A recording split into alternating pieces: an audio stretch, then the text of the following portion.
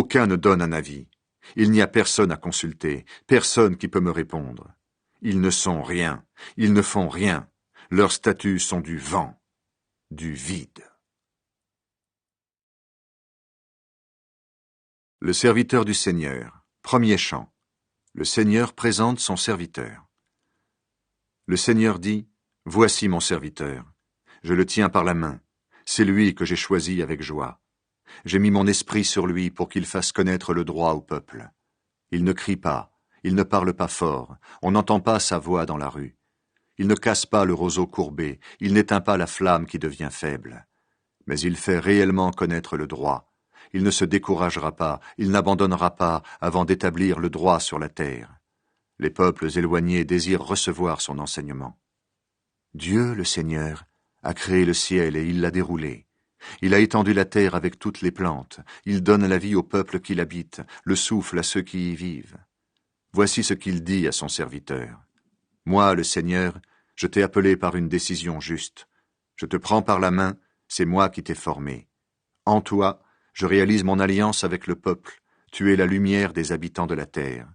Tu ouvriras les yeux des aveugles, tu feras sortir les prisonniers de leur prison, tu retireras de leurs cellules ceux qui attendent dans le noir. Je suis le Seigneur, voilà mon nom. Je ne donnerai pas ma gloire à un autre, je ne laisserai pas au statut des faux dieux la louange qui me revient. Les premiers événements sont déjà arrivés. Maintenant j'en annonce de nouveaux. Je vous les fais connaître avant qu'ils se réalisent. Que le monde entier chante la louange du Seigneur. Chantez au Seigneur un chant nouveau. Du bout du monde, chantez sa louange, vous qui voyagez sur la mer, vous qui la remplissez, et vous, les peuples éloignés. Qu'on entende des chants dans les lieux habités du désert, dans les campements des nomades de Kédar. Que les habitants de la roche montrent leur joie, qu'ils poussent des cris de joie du sommet des montagnes. Que les peuples éloignés rendent gloire au Seigneur, qu'ils chantent à haute voix sa louange. Le Seigneur s'avance comme un soldat courageux, comme un combattant, il rassemble son courage. Il pousse un puissant cri de guerre, il agit comme un soldat courageux contre ses ennemis. Le Seigneur va réaliser son projet. Le Seigneur dit, « Depuis longtemps j'ai gardé le silence, je suis resté sans rien dire. Mais maintenant je vais crier. Comme une femme au moment d'accoucher, je gémis, je manque de souffle, je respire mal.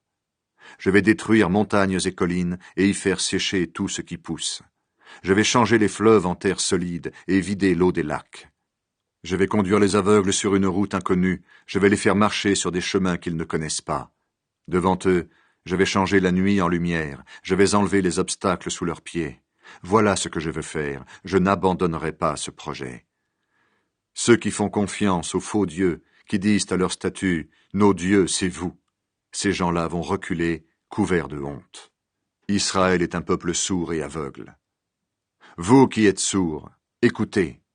Vous qui êtes aveugles, regardez et voyez. Si quelqu'un est aveugle et sourd, c'est bien mon serviteur, le messager que j'envoie. Oui, qui est aveugle comme le peuple du Seigneur? Qui est sourd comme le serviteur du Seigneur? Toi, peuple d'Israël, tu as vu beaucoup de choses, mais tu n'as rien retenu. Tu as de bonnes oreilles, mais tu n'as rien entendu. Le Seigneur, dans une décision juste, a voulu montrer combien sa loi est grande et belle. Mais voici que vous êtes un peuple pillé. On vous a tout pris. Vous êtes tous enfermés dans de grands trous, assis dans des prisons. Les ennemis vous ont pris comme des richesses de guerre, et personne n'est venu à votre secours. Ils vous ont emmenés, et personne n'a dit « rendez-les ». Qui parmi vous fait attention à cela? Qui va écouter? Qui va comprendre maintenant? Qui donc a livré Israël, le peuple de Jacob, à ceux qui lui ont tout pris, à ceux qui l'ont pillé? C'est le Seigneur, n'est-ce pas? En effet, nous avions péché contre lui, son peuple n'a pas voulu suivre son chemin ni écouter sa loi. C'est pourquoi le Seigneur a répandu sur lui sa violente colère et les horreurs de la guerre. Celle-ci a mis le feu de tous côtés, mais le peuple n'a rien compris. Le feu a brûlé le peuple, mais celui-ci n'a pas pris la chose au sérieux. Maintenant, Israël, le Seigneur te dit ceci, lui qui t'a créé et formé. N'aie pas peur, je te libère. Je t'ai appelé par ton nom, tu es à moi. Quand tu traverseras l'eau profonde, je serai avec toi. Quand tu passeras les fleuves, tu ne te noieras pas. Quand tu marcheras au milieu du feu, il ne te brûlera pas, les flammes ne te toucheront pas. En effet, moi, le Seigneur, je suis ton Dieu. Moi, le Dieu saint d'Israël, je suis ton sauveur. Pour payer ta libération, je donne l'Égypte, je donne l'Éthiopie et Séba en échange de toi. Oui, je tiens beaucoup à toi, tu es précieux et je t'aime. C'est pourquoi je donne des peuples à ta place, des êtres humains en échange de toi. N'aie pas peur, je suis avec toi. De l'Est, je vais faire revenir tes enfants, de l'Ouest, je les rassemblerai. Je dis au Nord, rends-les, et au Sud, ne les retiens pas. Ramenez mes fils de ces pays éloignés et mes filles du bout du monde. Ramenez tous ceux qui portent mon nom, tous ceux que j'ai créés, que j'ai formés, que j'ai faits, pour qu'ils me rendent gloire. Il n'y a pas d'autre Dieu que le Seigneur. Que ce peuple se présente. Il a des yeux, mais il ne voit pas. Il a des oreilles, mais il n'entend pas. Que les populations se réunissent, que tous les peuples se rassemblent. Parmi eux, qui peut annoncer ce qui se passe? Qui peut nous dire ce qui est déjà arrivé? Qu'ils présentent leurs témoins pour montrer qu'ils ont raison. Que les témoins les écoutent et disent « c'est la vérité ». Le Seigneur déclare « Mes témoins, c'est vous, mon peuple. Vous êtes le serviteur que moi j'ai choisi. Je veux que vous ayez confiance en moi, que vous reconnaissiez et compreniez que moi, je suis Dieu. Avant moi, il n'y a eu aucun Dieu, et il n'y en aura pas après moi. Le Seigneur, c'est moi et moi seul. En dehors de moi, il n'y a pas de sauveur. C'est moi qui apporte le salut, qui l'annonce et qui le fait connaître. C'est moi et non pas un Dieu étranger qu'on peut trouver chez vous. Le Seigneur déclare encore, « Vous êtes mes témoins, et moi je suis Dieu. Oui, je le suis depuis le commencement, et personne ne peut arracher quelqu'un de ma main. Quand je fais quelque chose, personne ne peut le changer. » Le Seigneur envoie quelqu'un à Babylone. Voici ce que dit le Seigneur, votre libérateur, le Dieu saint d'Israël. Pour vous, j'envoie quelqu'un à Babylone. Je vais faire tomber les portes qui protègent la ville. Alors, chez les Babyloniens, les cris de joie deviendront des chants de deuil. Je suis le Seigneur, votre Dieu saint, le Créateur d'Israël, votre roi. Le Seigneur ouvre un nouveau chemin dans le désert. Autrefois, le Seigneur a ouvert un chemin dans la mer, une route à travers l'eau puissante. Il a fait sortir des chars et des chevaux, l'armée avec sa puissance militaire. Ils sont tombés pour ne plus se relever, ils se sont éteints, ils ont brûlé comme la mèche d'une lampe. Maintenant, le Seigneur dit, « Ne pensez plus à ce qui est déjà arrivé, oubliez le passé. En effet, je vais faire quelque chose de nouveau qui grandit déjà. Est-ce que vous ne le voyez pas?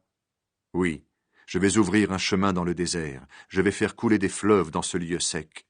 Les animaux sauvages, les chacals et les autruches me rendront honneur, car j'ai fait couler de l'eau dans le désert, des fleuves dans ce lieu sec. Oui, je veux donner à boire au peuple que j'ai choisi. Ce peuple que j'ai formé pour moi chantera ma louange. » Les procès entre Dieu et son peuple. Le Seigneur dit, « Israël, ce n'est pas à moi que tu as fait appel. Mais tu t'es fatigué de moi, peuple de Jacob. Et pourtant tu ne m'as pas apporté d'agneau comme sacrifice, tu ne m'as pas rendu gloire en les offrant, je n'ai pas fait de toi un esclave en exigeant des dons, je ne t'ai pas fatigué en demandant de l'encens, tu n'as pas dépensé ton argent en achetant pour moi des plantes parfumées, tu ne m'as pas rassasié de la graisse des animaux offerts en sacrifice.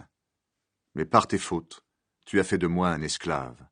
Tu m'as fatigué par tes péchés. Pourtant c'est moi, oui, c'est moi qui pardonne tes fautes, parce que je le veux bien, et je ne m'en souviendrai plus. Rappelle-moi ce que tu me reproches, et allons ensemble au tribunal. Présente toi-même les faits et prouve que tu as raison. Déjà ton premier ancêtre a péché, et tes porte-paroles se sont révoltés contre moi. Alors j'ai renversé les chefs que j'avais établis, j'ai livré le peuple de Jacob à la destruction, j'ai abandonné Israël à ses ennemis qui l'insultent.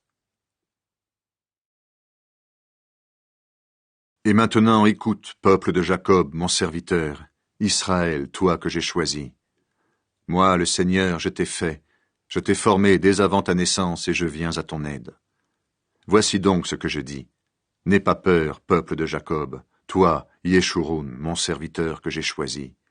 En effet, je ferai couler de l'eau sur le sol qui a soif, des rivières sur la terre sèche. Je répandrai mon esprit sur tes enfants et ma bénédiction sur les enfants de tes enfants. Ils pousseront et grandiront comme l'herbe verte dans un champ, comme des